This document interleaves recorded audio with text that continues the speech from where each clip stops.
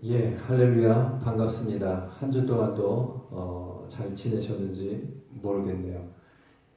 오늘 코로나 시국에 우리 본 주님의 교회에서 오늘 온라인 영상 예배로 3월 마지막 주 예배를 드리도록 하겠습니다.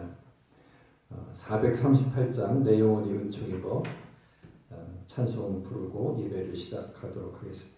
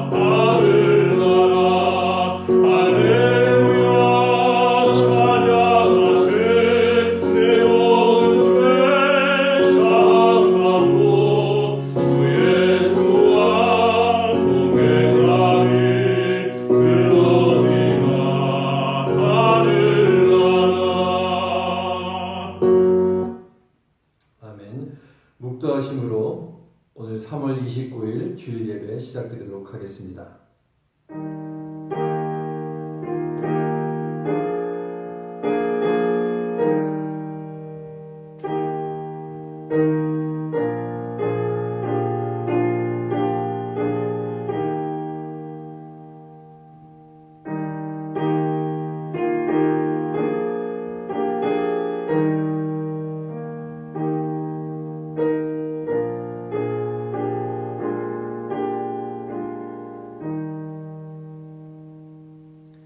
보라, 하나님의 뜻대로 하게 한 이 근심이 너희를 얼마나 간절하게 하며 얼마나 변명하게 하며 얼마나 분하게 하며 얼마나 두렵게 하며 얼마나 사모하게 하며 얼마나 열심히 있게 하며 얼마나 벌하게 하였는가. 너희가 저 일에 대하여 1절 너희 자신의 깨끗함을 나타내었느니라.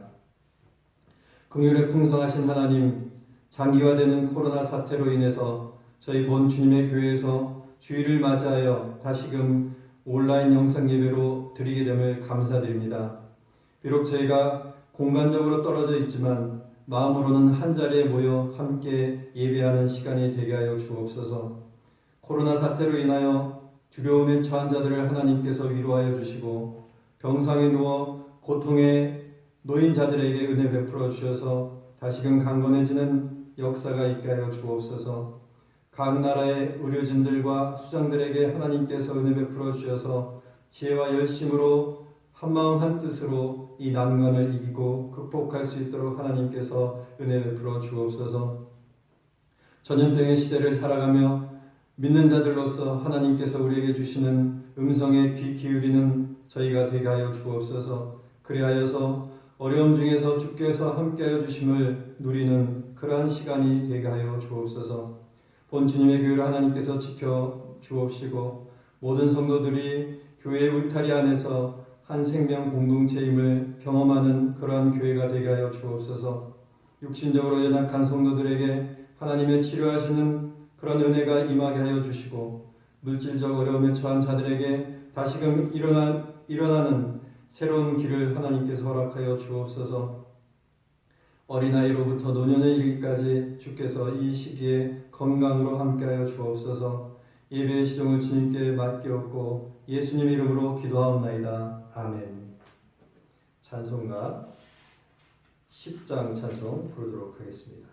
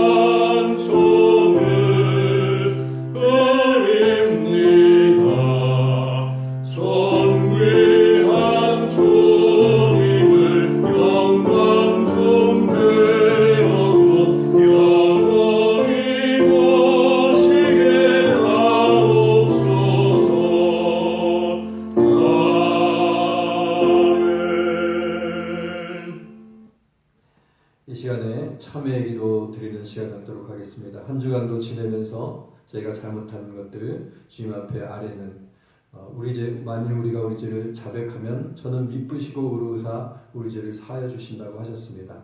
이 시간에 참회의 기도 드리는 시간 갖도록 하겠습니다.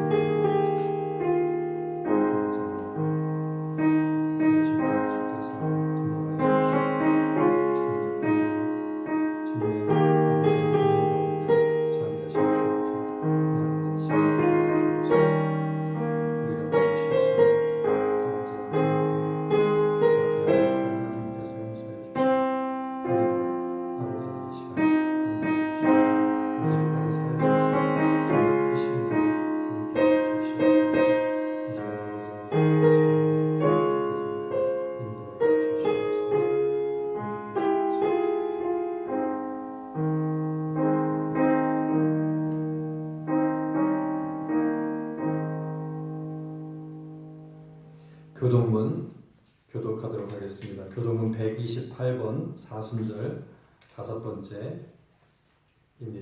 교동문 128번 사순절 5번째 우리 교독하도록 하겠습니다. 나의 영혼이 잠잠히 하나님만 바라며 나의 구원이 그에게서 나오는도다. 오직 그만이 나의 반석이시요 나의 구원이시요 나의 요새이시니 내가 크게 흔들리지 아니하리로다. 넘어지는 담과 흔들리는 울타리같이 사람을 죽이려고 너희가 일제히 공격하기를 언제까지 하려느냐. 그들이 그를 그의 높은 자리에서 떨어뜨리기만 꾀하고 거짓을 즐겨하니 입으로는 축복이요 속으로는 저주로다. 나의 영혼아 잠잠히 하나님만 바라라. 물은 나의 소망이 그로부터 나오는도다. 오직 그만이 나의 반석이시요 나의 구원이시요 나의 요새이시니 내가 흔들리지 아니하리로다. 나의 구원과 영광이 하나님께 있으며 내 힘의 반석과 피난처도 하나님께 있도다. 백성들아 시시로 그를 의지하고 그의 앞에 마음을 토하라. 하나님은 우리의 피난처시로다. 아멘. 사도신경으로 신앙 고백하겠습니다. 나는 전능하신 아버지 하나님 천지의 창조주를 믿습니다. 나는 그의 유일하신 아들 우리 주 예수 그리스도를 믿습니다. 그는 성령으로 잉태되어 동정녀 마리아에게서 나시고 본디오 빌라도에게 고난을 받아 십자가에 못 박혀 죽으시고 장사된 지 사흘 만에 죽은 자 가운데서 다시 살아나셨으며 하늘에 오르시어 전능하신 아버지 하나님 우편에 앉아 계시다가 거기로부터 살아있는 자와 죽은 자를 심판하러 오십니다.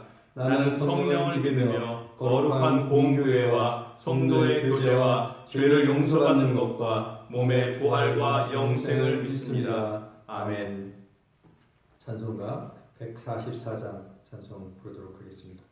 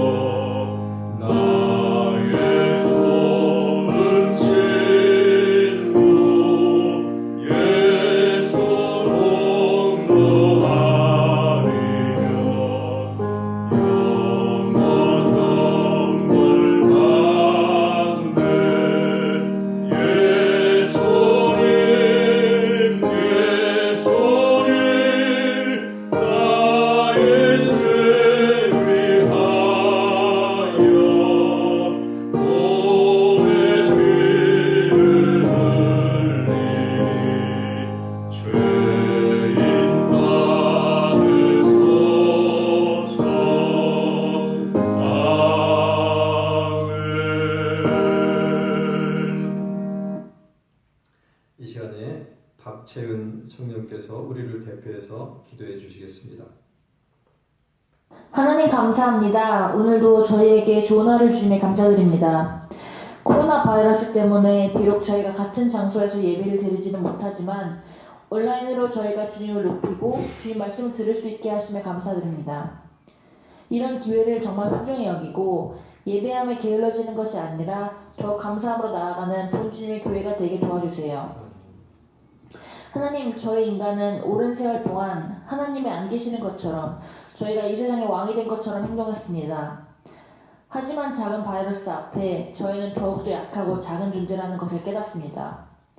이 시간에 다시 한번 주님께 무릎 꿇고 주님 없이는 살 수 없는 그런 연약한 존재라는 것을 인정합니다. 저희와 항상 함께 해주시고 헛된 저희의 힘이 아닌 주님을 의지할 수 있도록 도와주세요. 주님께서는 내 이웃을 내 몸과 같이 사랑하라라는 말씀을 주셨습니다. 하지만 지금은 서로가 서로를 의심하고 탓하고 미워하고 배려하지 못하는 모습들이 보입니다. 이 시기에 주님을 따르는 저희들이 더욱더 다른 사람들을 도와주고 그들을 위해 기도하게 도와주세요. 지금은 사순절 기간입니다. 매일매일 달라지는 코로나 상황 때문에 주님께서 저희를 위해 고난받으심을 잊지 않도록 도와주세요.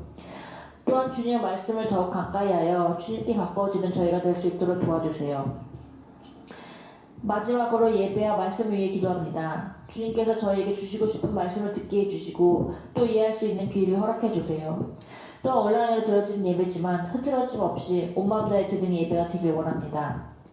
이 예배 시간 동안 함께 해주시고 오늘 주신 말씀을 일주일 동안 묵상하며 사랑하는 본 주님의 교회가 될 수 있도록 도와주세요. 감사드리며 예수님 이름으로 기도했습니다. 아멘.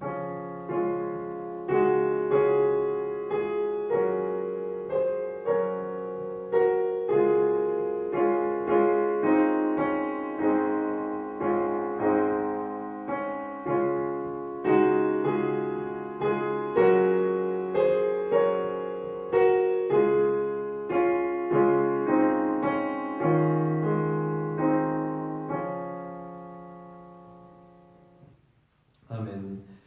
성경 공독 고린도후서 7장 8절부터 12절 말씀까지 합독으로 읽도록 하겠습니다. 고린도후서 7장 8절부터 12절까지 합독으로 읽도록 하겠습니다.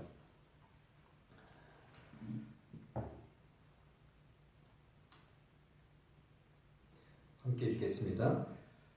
그러므로 내가 편지로 너희를 근심하게 한 것을 후회하였으나 지금은 후회하지 아니함은 그 편지가 너희로 잠시만 근심하게 한 줄을 알미라.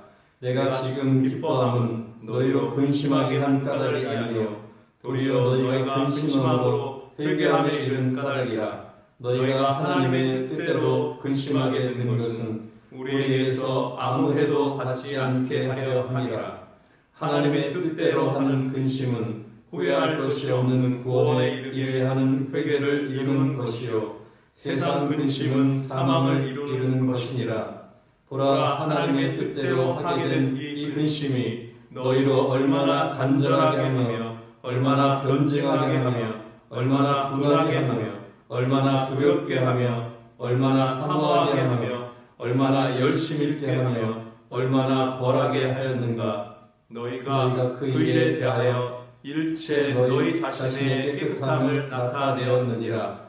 그런즉 내가 너희에게 쓴 것은 그 불의를 행한 자를 위한 것도 아니요 그 불의를 당한 자를 위한 것도 아니요 오직 우리를 위한 너희의 간절함이 하나님 앞에서 너희에게 나타나게 하려 함이로다. 아멘. 오늘 저희가 또 3월 마지막 주 맞이해서 또 온라인 예배로 이렇게 예배를 드리게 되었습니다. 여전히 온라인 예배가 어색하고 또 카메라 놓고 오늘 이동 집사님께서 함께 예배를 같이 위해서 도우시는데 여간 어색한 것이 아닙니다. 그래도 이 시간에 함께 말씀을 살필 때 뭐 독일에서도 많은 교회와 또 성당에서 이렇게 카메라 기사와 뭐 목사님이나 아니면 신부님이 이렇게 예배를 드리는데 그런 거 보면서 오히려 저는 또 은혜가 되었습니다. 그래서 저희도 오늘 이렇게 교회 와서 예배를 드리는데 은혜가 될 줄 믿습니다. 아멘. 기도하고 함께 말씀 보도록 하겠습니다. 사랑이 많으신 하나님 아버지, 이 시간에 하나님의 말씀 함께 살펴보고자 합니다. 이 시기에 저희에게 주시는 하나님의 음성이 무엇인지 이 시간 생각하게 하여 주시고 또한 깨닫게 하여 주옵소서. 주께서 입술을 붙들어 주셔서 주의 크신 은혜로 이 시간 함께 하여 주옵소서. 예수님 이름으로 기도하옵나이다. 아멘. 집사님께서 리액션을 크게 하셔서 좋은데 갑자기 하면은 이게 깜짝 놀라게 됩니다. 어쨌든 오늘 제목은 근심의 효과라는 제목으로 근심이 무슨 효과가 있겠냐 이렇게 생각할 수 있지만은 제목을 그래서 근심의 효과라고 제목을 삼아 보았습니다. 며칠 전에 제가 잠을 자려고 12시 넘어서 잠을 자려고 하는데 대략 12시 넘으면 잠이 왔었는데 그날따라 한두 시간 동안 잠이 오지 않았습니다. 저는 일반적으로 저녁형 인간이라서 아침형 인간이 아니라 아침에는 좀 힘이 들지만은 밤에는 정신이 말짱말짱합니다. 저녁 먹고 몰려오는 식곤증만 그 시간만 딱 피하게 되면은 그 이후로는 정신이 말짱해집니다. 그래서 자주 밤늦게 잠을 자곤 하는데 며칠 전에도 대략 그 정도면은 잠이 와야 되는데 잠이 안 오고 계속 제 머릿속에 맴도는 생각들이 있었습니다. 그것은 일종의 불안감이었습니다. 지금 코로나 시국이기 때문에 코로나에 걸리면 어떻게 될까? 뭐 그런 생각을 하면서 폐에 치명적이고 또 염증을 일으켜서 숨이 제대로 안 쉬어진다는데 그리고 급격하게 갑자기 나빠진다는데 어떻게 될까? 내가 걸리면 어떻게 될까?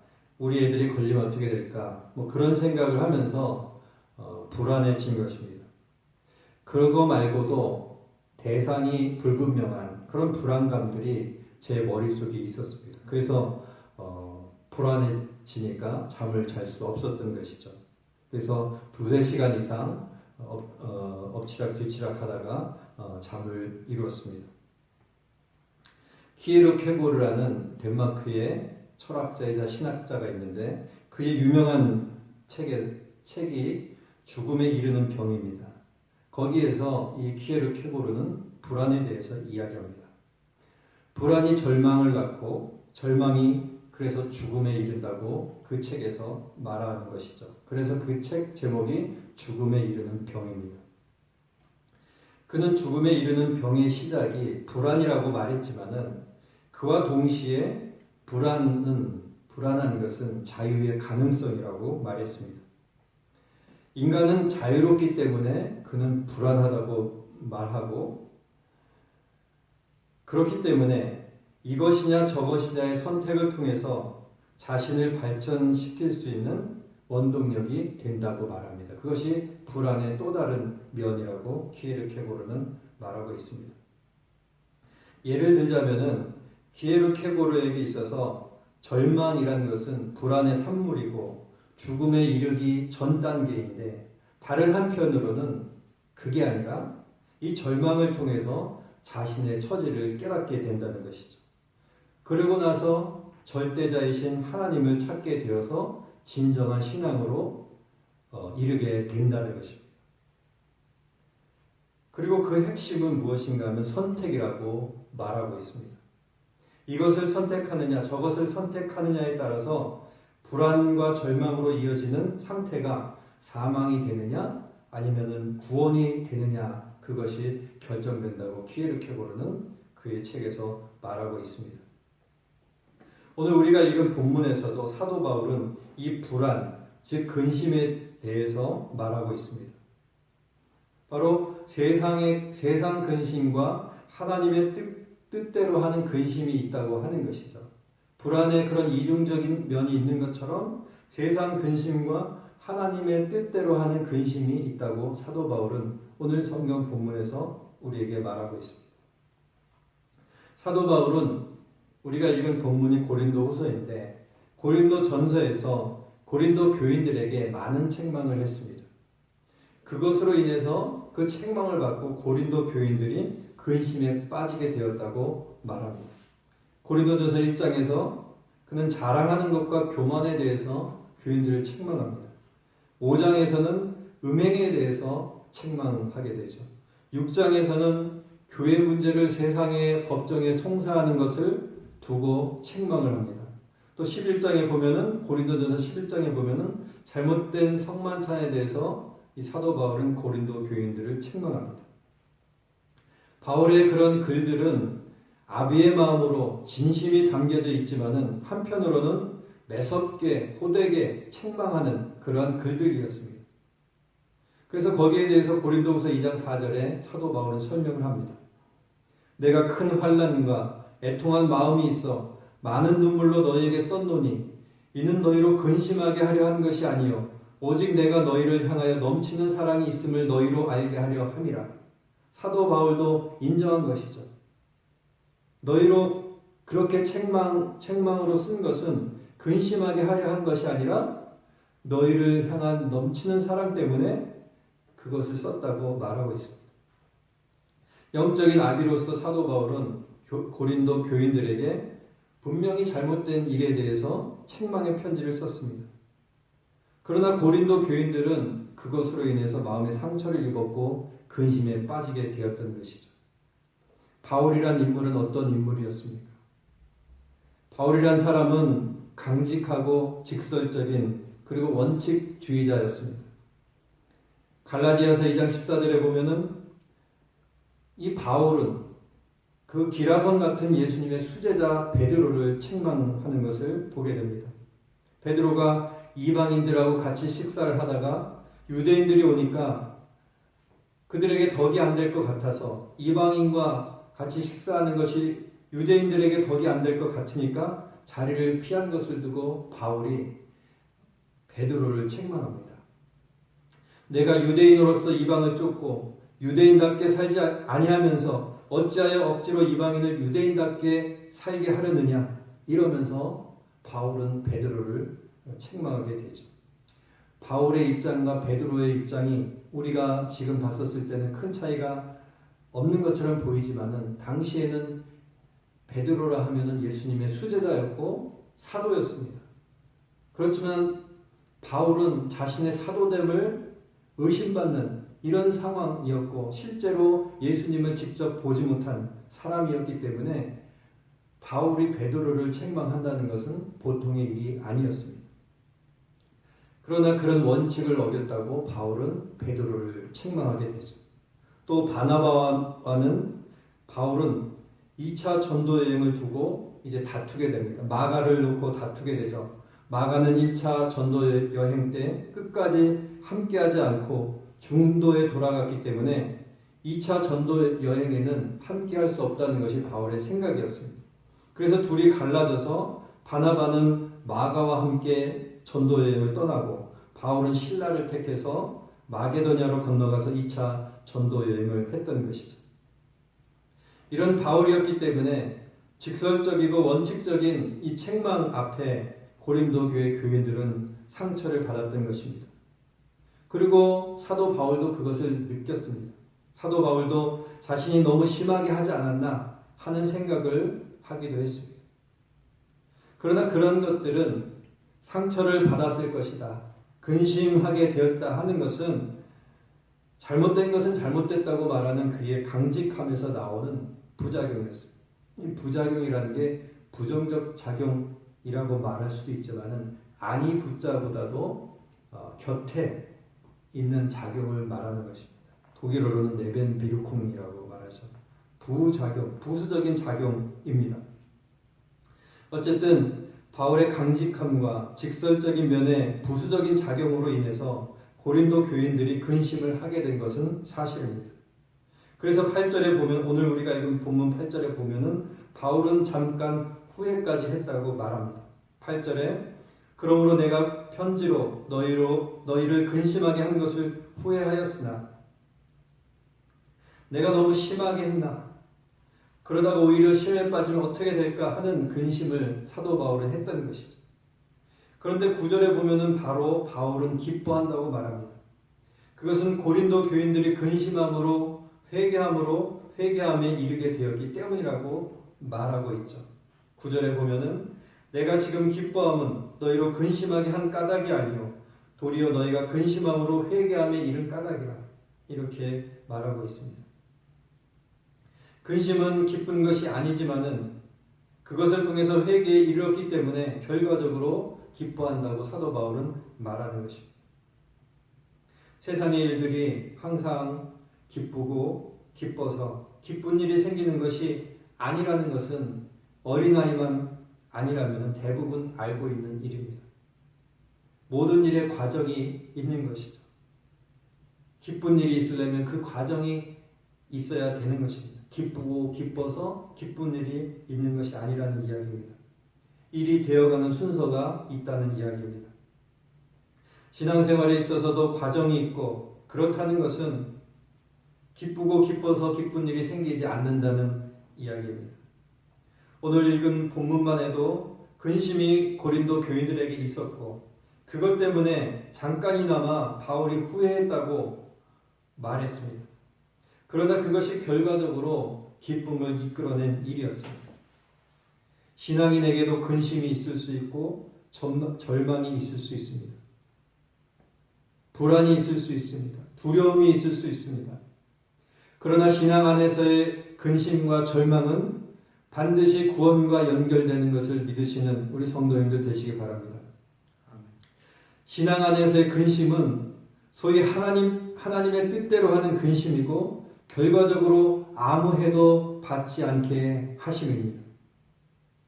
그래서 신앙 안에서의 근심은 10절에 보면은 후회할 것이 없는 구원에 이르게 하는 회개를 이룬다고 사도 바울은 말하고 있는 것이죠. 신앙 안에서의 근심은 후회할 것이 없는 구원에 이르는 회개를 이룬다고 사도 바울은 말합니다. 그러나 10절에 보면은 세상 근심은 키에르케고르의 말처럼 사망에 이르게 하는 것입니다. 그러면은 하나님을 섬기기로 또 믿기로 작정하고 사는 삶 속에서 우리의 삶 속에서 시시각각 다가오는 근심과 불안과 걱정 이런 것들은 어떻게 구원에 이르는 회개를 이루게 하는 것일까요? 거기에 대해서 사도 바울은 11절에 말하고 있습니다. 우리가 읽은 11절 말씀이에요. 어떻게 세상의 걱정과 불안과 근심이 구원에 이르는 회개를 이루게 하는 것일까? 11절에 나와 있습니다.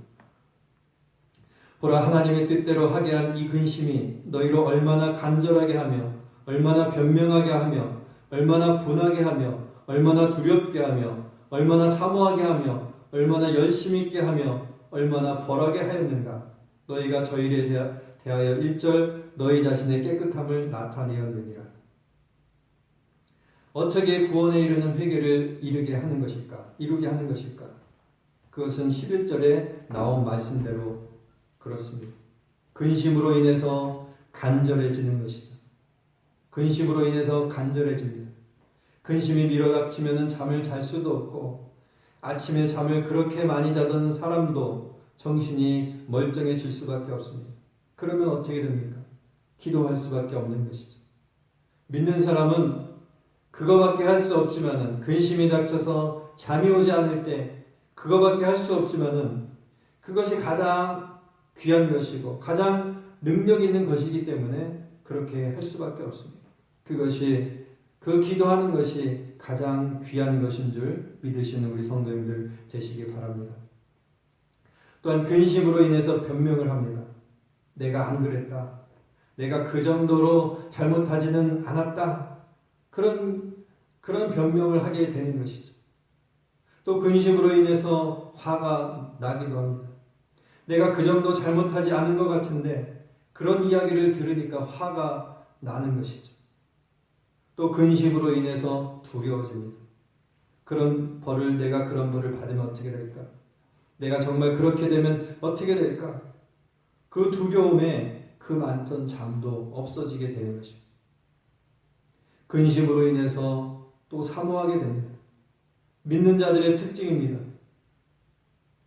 믿는 자들의 특징은 근심으로 인해서 사모하게 된다는 것이죠. 하나님의 은혜를 사모하게 되는 것입니다. 나는 하나님의 은혜가 필요한 사람이고 하나님의 은총이 필요한 사람입니다. 피할 수 없는 근심으로 인해서 하나님께서 나와 함께 하여 주시기를 간절히 사모하게 되는 것입니다.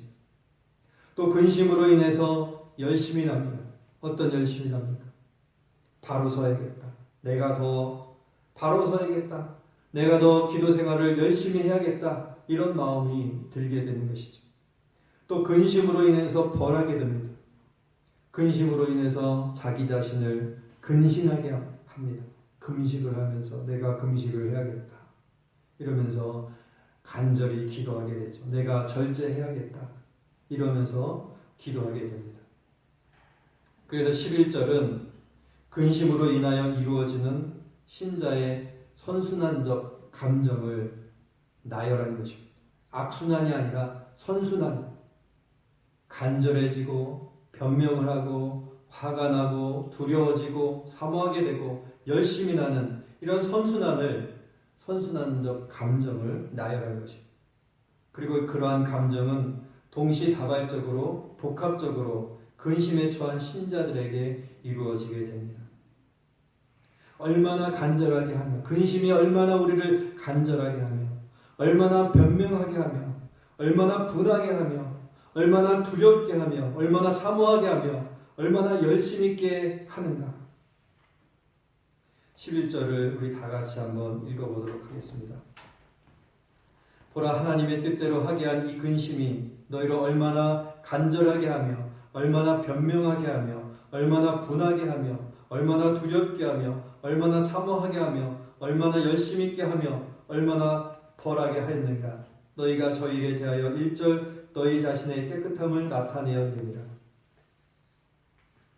오늘 우리에게 근심이 들 때에 걱정이 들 때에 이러한 하나님의 역사가 우리 성도님들에게 있으시길 바랍니다.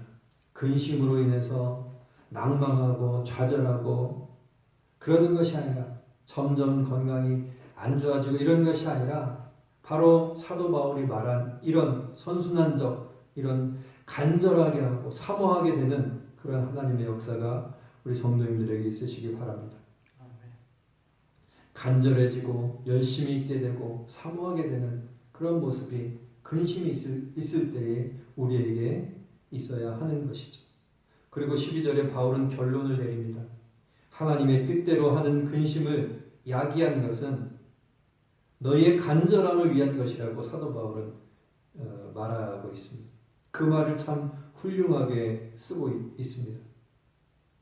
그렇게 심한 책망과 권면을 쓴 것은 대쪽 같은 사도 바울의 그런 책망으로 인해서 분명히 고린도 교회 교인들은 절망에 빠지고 근심에 빠졌지만은 그렇게 한 것은 다름 아닌 너희의 간절함이 하나님 앞에 드러나게 하기 위함이라고 말합니다. 그 권면을 쓴 것은 사실 어떤 것입니까? 1차적으로 보면은 불의를 행한 자를 바로잡게 하기 위한 것이고 또 불의를 당한 사람들을 권면하기 위한 것이지만은 사도 바울은 그 때문이 아니라 오늘 우리 성경책에는 위하여라고 말하고 있습니다. 불의를 행한 자를 위한 것도 아니고 불의를 당한 자를 위한 것도 아니고 이렇게 말하지만은 그것보다 위한 것보다는 불의를 행한 자 때문도 아니요 불의를 당한 자 때문도 아니요 때문이라고 번역하는 것이 더 맞는 말입니다. 그래서 사도 바울이 바로 이런 심한 권면을 쓴 것은 이런 책망을 쓴 것은 다른 것이 아니라 너의 간절함이 하나님 앞에 드러나게 하기 위함이라고 말하고 있습니다. 할렐루야. 바로 이것 때문에 사도 바울이 이 본문을 쓴 것이죠. 하지만은 사도 바울이 이것을 처음부터 의도하였겠는가? 어느 정도 심한 책망을 함으로써 그들의 간절함이 드러날 것을 의도하였던가? 라고 생각할 때에 그것은 그렇지 않을 가능성이 크다고 생각을 합니다. 결과적으로 보았을 때 그렇게 되었기 때문에 하나님께서 그렇게 역사해 주셨기 때문에 사도 바울이 이렇게 쓸 수 있었던 것이죠. 너희의 간절함이, 왜냐하면 사도 바울이 이 책망을 쓰고도 걱정을 하지 않았습니다. 후회를 하지 않았습니까? 혹시 시험에 빠지면 어떨까? 혹시 낭망하면 어떻게 될까? 이런 걱정을 했는데 오늘 마지막에 이렇게 쓴 것은 하나님께서 사도 바울의 그런 열심을 그렇게 만들어 주셨다는 것이죠. 그래서 사도 바울이 이렇게 쓸 수 있었던 것입니다. 해간 자 때문도 아니고 불의를 당한 자 때문도 아니고 너희의 간절함이 하나님 앞에서 드러나게 하기 위하여 내가 썼노라. 이렇게 말할 수 있었던 것입니다. 그리고 그것은 하나님께서 역사해 주시는 것이죠. 이런 것을 보면은 모든 일이 합력하여서 선을 이룬다는 이 성경 말씀이 떠오릅니다. 우리가 진심으로 어떠한 일을 할 때에 우리가 마음을 다해서 진정한 마음으로 어떤 교회 일을 할 때에 또 신앙적인 일을 할 때에 거기서 빚어지는 분명히 부수적인 작용들이 있습니다. 부정적 작용이 아니라 부수적인 작용들이 있습니다. 그래서 사도 바울이 책망을 했는데 부수적 작용이 고린도 교인들이 이제 근심에 빠지게 되는 그 부수적 작용이죠. 그러나 우리가 어떠한 일을 진심으로 행할 때에 거기에서 빚어지는 부수적인 작용들이 있겠지만은 그런 모든 것을 커버하시는 하나님의 섭리가 그 속에 있다는 것입니다. 그것이 바로 모든 것이 합력하여 선을 이룬다는 것이죠. 이것도 좋고 저것도 좋고 이런 것이 아니라 우리가 진심으로 어떤 일을 행할 때 신앙적인 일을 행하고 옳다고 하는 일들을 행할 때에 부수적인 일들이 분명히 있지만은 그 모든 것을 커버하시는 하나님의 합력하여 선을 이루게 하신 하나님의 그 섭리가 그 속에 있다는 이야기입니다. 그래서 사도 바울이 오늘 12절에 너희의 간절함이 하나님 앞에서 드러나게 하기 위함이라 이렇게 쓸 수 있었던 것입니다. 모든 일을 합력하여 선을 이루시는 하나님의 섭리를 믿으시는 우리 성도님들 되시기 바랍니다. 아멘. 모든 것이 합력하여 선을 이룬다는 그 믿음은 또한 하나님께서 반드시 좋은 것으로 나에게 주시리라는 믿음입니다. 하나님께서 나에게 반드시 좋은 것으로 주시리라는, 지금 내 이 상황이 나에게 주어진 상황이 이해되지 않고 힘들고 어렵지만은 그럼에도 불구하고 하나님께서 나에게 좋은 것으로 주시리라는 그 믿음, 그것이 바로 모든 것이 협력하여 선을 이루신다는 그 믿음입니다. 좋은 것으로 나에게 주시리라는 믿음, 그것이 무엇이든지 간에 심지어 내가 원하지 않았던 것일지라도 하나님께서 나에게 주신다면 내가 받을 것이고 거기에 내가 기대하지 못했던 기쁨이 있을 것이라는 믿음입니다. 그것이 바로 좋은 것으로 반드시 나에게 주시려는 믿음입니다. 그래서 그렇게 우리의 인생은 하나님께로 향하여 가게 되는 것이죠. 그 속에서 나의 욕심과 나의 고집과 나 자신이 꺾여져 가면서 하나님께 나아가게 되는 것입니다. 그리하여서 우리의 기쁨은 하나님 안에 있게 되는 것이고 그분의 섭리 안에 살아가는 여정이 그것이 우리의 기쁨이 참으로 되는 것입니다. 걱정 속에서, 근심 속에서, 불안 속에서 그저 거기에 함몰되지 마시고 그것으로 인해서 얼마나 간절해지는지, 얼마나 사모하게 하는지, 얼마나 열심을 내게 하는지, 그래서 하나님께서 주시는 응답에 이르고 기쁨에 이르고 구원에 이르시는 우리 성도님들 되시기 바랍니다. 아멘. 걱정과 불안과 근심은 과정일 뿐입니다. 기쁘고 기뻐서 기쁜 일이 있는 것이 아니라 걱정과 불안과 근심이 있지만은 그것은 하나의 과정입니다. 무엇에 이르는 과정입니까? 우리의 구원에 이르는 과정입니다. 그 과정 속에 걱정과 불안과 근심이 있고 하나님의 뜻대로 하는 그 근심 속에서 우리가 회개함으로 우리의 처지를 깨닫게 되어서 구원에 이르게 된다는 이야기입니다. 세상적으로 하는 걱정은 죽음에 이르는 병이 되지만은 하나님의 뜻대로 하는 걱정은 도약을 이뤄내고 우리의 영혼의 발전을 이끌어낼 것입니다. 코로나를 통해서 우리에게 주시는 하나님의 그런 뜻이 있을 것입니다. 종말이 임박했다라는 그것보다는 우리 믿는 자들에게, 신앙인들에게 주신 하나님의 사인이 있다고 생각합니다. 너무 물질 만능주의에 또 성공 지상주의에 빠져서 그렇게 살아가고 있는 우리에게 하나님께서 이 코로나 사태를 통해서 하나님의 뜻을 전해주시는 것이 아닌가, 이런 생각을 하게 됩니다. 한 생명이 귀하고 영혼이 귀하고 하나님을 바라보는 이 신앙이 정말 귀중하다는 것을 이 코로나 사태를 통해서 깨닫게 되는 것이죠. 이 병마 앞에서는 물질도 소용없는 것이고 성공도 소용없는 것이고, 그렇지 않습니까? 그런 것을 이 코로나 사태를 통해서 깨닫게 됩니다. 정작 중요한 것이 무엇인지 자각하라는 하나님의 사인인 줄 압니다. 신앙생활하면서 우리가 이런 얘기를 많이 그렇지만은 알 뿐이지 세상 사람들을 쫓아서 그렇게 생활하고 있는 우리에게, 우리 신앙인들에게 하나님께서 정말로 귀한 것이 무엇인지, 정말로 너의 마음을 뜨겁게 하고 새롭게 하고 기쁘게 하는 것이 무엇인지 깨달으라고 주시는 그런 이라고 저는 생각을 합니다. 코로나 바이러스 사태에 대한 하나님의 뜻을 거기에서 찾을 수 있다고 생각합니다. 아무쪼록 우리 성도님들께서 불안이 있다면, 우리에게 불안이 있다면은 하나님 앞에 간구하셔서 기도하셔서 하나님의 뜻을 그 안에서 찾으시는 성도님들 되시기 바랍니다. 두려움과 불안을 통해서 간절함으로 기도할 때에 우리의 신앙을 다시 한번 점검하시고, 나의 소망이 무엇인가, 나의 참된 기쁨이 무엇이고, 무엇이 나를 가장 기쁘게 하고 감사하게 하고 충만하게 하는가, 무엇인지 살피셔서 우리의 소망이 하늘에 있고 영원한 하나님의 섭리 안에 우리가 놓여 있음을 깨달으시는 그런 시간이 되시길 바랍니다.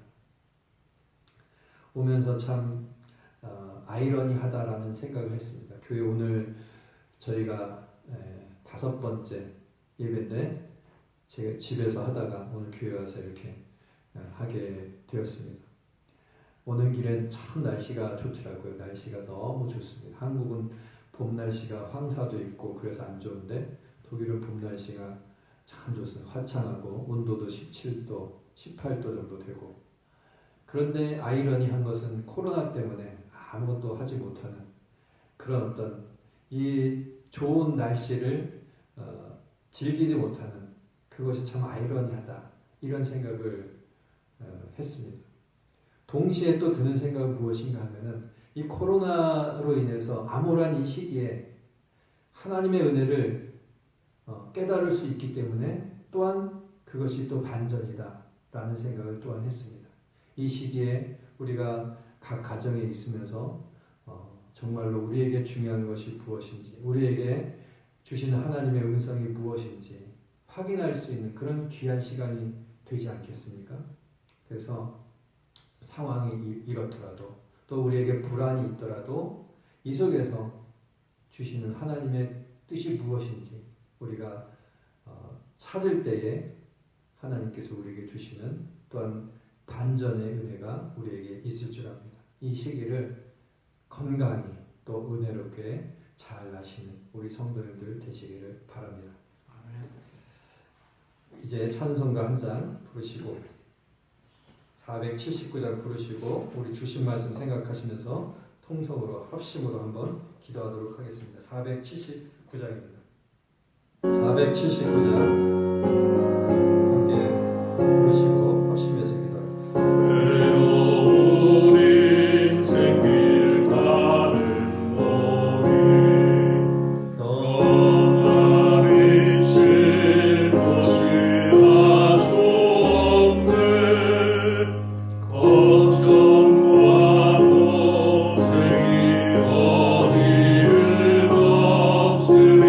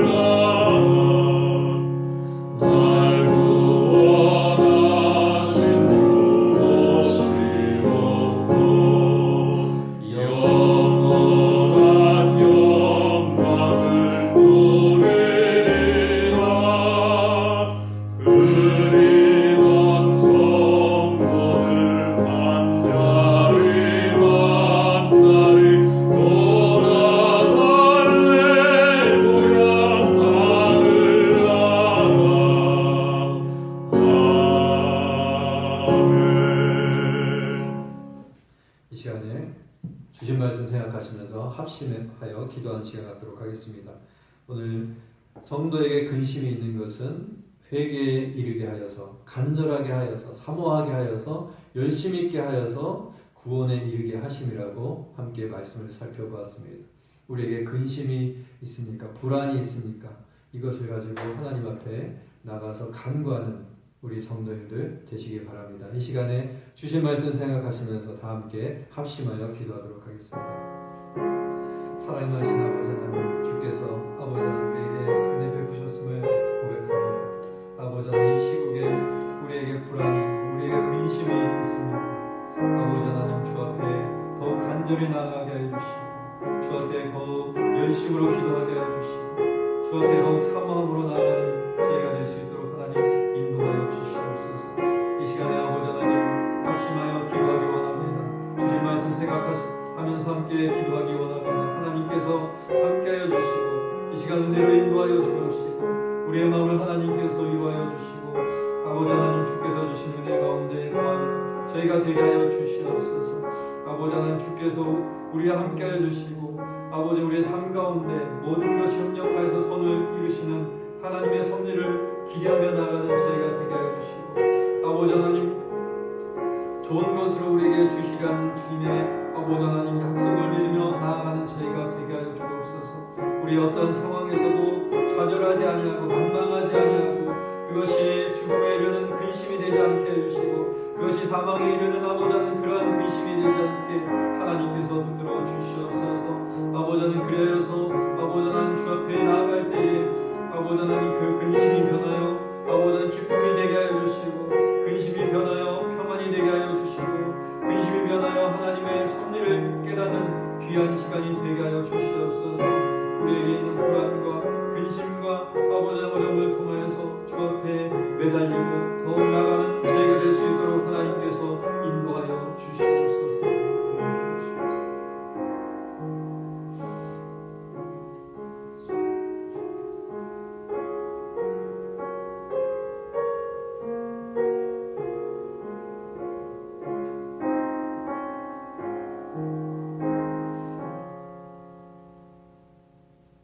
사랑하신 하나님 아버지, 오늘 함께 말씀을 살펴보았습니다. 하나님께서 우리에게 근심을 주실 때, 허락하실 때에 하나님께서 반드시 아버지는 구원에 이르게 하여 주심을 믿고 주 앞에 나아가는 저희가 되게 하여 주옵소서. 간절함으로 주님 앞에 나아가게 해주시고 사모함으로 주 앞에 나아가게 해주시고 열심으로 주 앞에 나아가는 저희가 되게 하여 주옵소서. 결코 좌절과 낭망으로 떨어지지 않도록 하나님께서 붙들어 주셔서 우리에게 좋은 것으로 주시리라는 하나님의 약속을 믿고 나아가는 저희가 될 수 있도록 인도하여 주옵소서. 이 상황들 속에서 아버지 하나님, 코로나 시국에 아버지 하나님 불안과 근심이 우리에게 있습니까?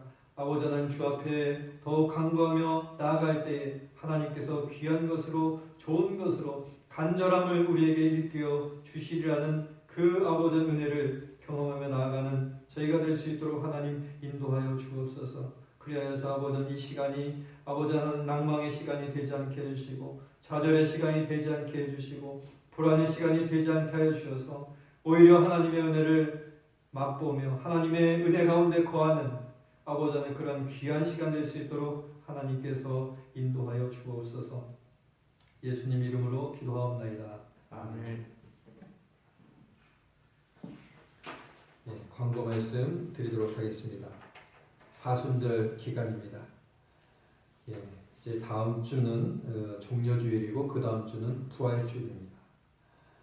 주님의 은혜가 본 주님의 교회 모든 성도님들에게 함께 하시기를 바랍니다. 예, 약 4년 전인지 5년 전에 부활절 이 기간에 세월호 사건이 발생했었는데 그때 어떠한 은혜를 하나님께서 우리에게 주시는가, 부활절인데 이런 고민을 참 많이 했었던 그런 기억이 납니다. 근데 공교롭게도 부활절 기간에 또 이 고난 주간에 코로나 사태로 우리가 어려움에 처해 있습니다. 분명히 하나님께서 우리에게 은혜를 주실 수 있습니다. 그래서 이 기간에 성도님들에게 은혜가 있으시길 바랍니다. 코로나 사태로 인해서 당국의 지침에 따라서 4월 19일 주일까지, 셋째 주 주일까지는 온라인으로 일단 영상 예배를 드립니다. 이것이 더 길어질 수도 있습니다. 또 NLB 주의 모든 학교와 유치원, 대학시설이 4월 17일까지 휴교 중입니다. 코로나 사태로 인한 당국의 지침을 유념하시고 가능한 한 접촉을 삼가셔서 건강에 유의하시는 우리 주님에게 성도님들 되시기 바랍니다. 그 다음에 존 모차이트가 이제 오늘부터 시작됩니다. 시작되었습니다. 그래서 유념하시고 1시간이 더 빨라져서 이제 낮을 더 많이 저희가 사용할 수 있게 되었습니다. 그 다음에 교회 행사가 있습니다. 고난주간 특별 새벽 기도회는 제가 짧은 영상을, 새벽 기도 영상을 제작하려고 합니다. 함께 말씀을 묵상하고 찬양하고 그 다음에 기도하는 시간에서 일주일간 그렇게 저희가 또 예배 드리는 것처럼 고난주간에 그 특별 새벽 기도회를 그렇게 진행하려고 합니다. 부활주일이 4월 12일입니다. 그 다음에 성경 암송대회가 6월 달에 있습니다. 그래서 준비해 주시기 바랍니다. 이번 주에 생신을 맞으신 우리 김정근 권사님 축하하는 시간 갖도록 하겠습니다. 우리 생일 축하합니다. 하려고 박수 치면서 계속 해야 하기 때문에 우리 축하드리도록 하겠습니다. 생일 축하합니다. 생일 축하합니다. 사랑하는 김정근 권사님 생일 축하합니다. 생신 축하드리고 더욱 건강하시기를 바랍니다. 이제 505장 온 세상 위하여 1절 3절 부르시고 우리 헌금 드리는 시간 갖도록 하겠습니다. 헌금은 또 온라인으로 해주셔도 됩니다. 온라인으로 교회 홈페이지에 계좌번호가 있고 또 주보에 제가 주보를 다 보내드렸는데 주보 밑에도 계좌번호가 있습니다. 그래서 온라인으로도 가능합니다. 505장 1절 3절 부르시고 헌금 기도하고 축도로 예배 마치도록 하겠습니다.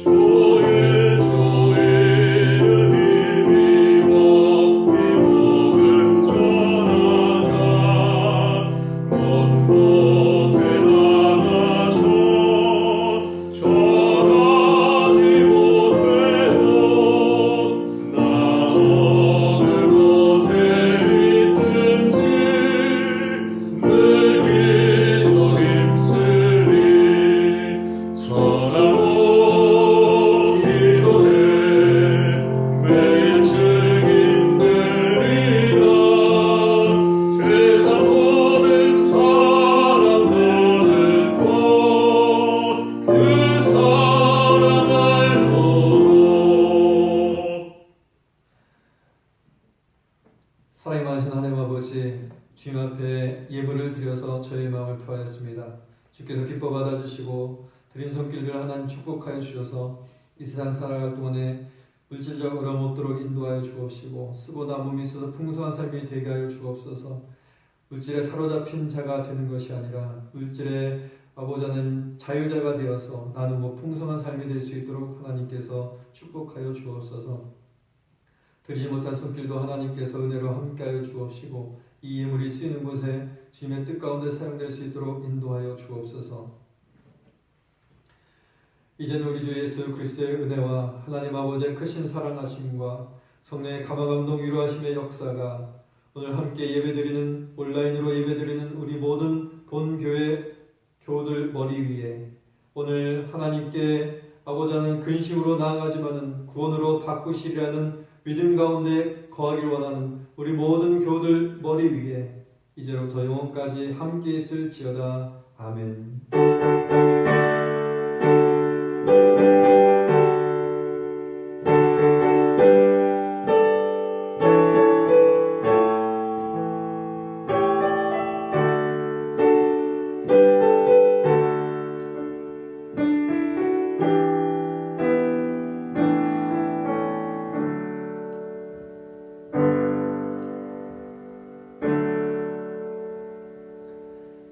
예배를 마쳤습니다. 오랜 시간 수고 많으셨습니다. 한 주간도 건강하시고 또 무슨 일이 있으시면 꼭 연락 주시고 하나님의 은혜 가운데 한 주간 지내시는 우리 본주님의 교회 모든 성도님들 되시기를 바랍니다. 감사합니다. 다음 주에 뵙겠습니다.